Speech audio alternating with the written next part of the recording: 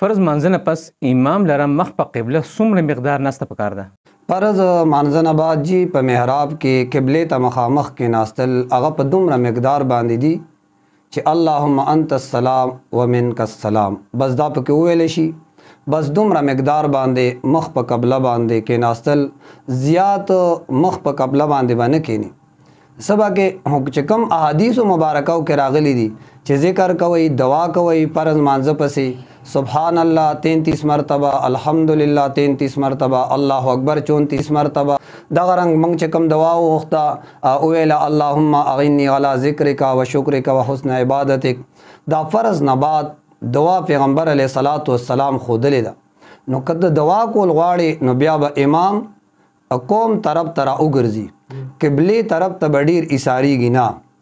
دعا کې جنګ نشته، دعا کې خبره نه ده، خو چې کومه دعا غند القبولیت ته نو بس هغه شانتې کوه. او کومه چې پیغمبر علیه السلام نه ده کړې، ټول زندګۍ مبارکه کې د نبی علیه الصلاۃ والسلام هغه نه ثابت نه ده.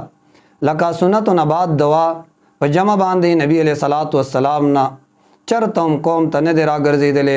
ماسپښین مونځ نه بعد سنت دي، او بیا د ماښام د مونځ نه بعد سنت دي، ماسخوتن مونځ نه بعد سنت دي.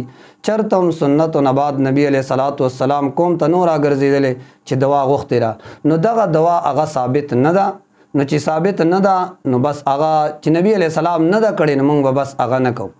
او دغه شان نبی علیه الصلاۃ والسلام څومره جنازې به کړي، خو جنازې نه بعد نبی علیه الصلاۃ والسلام نه دعا ثابت نه ده.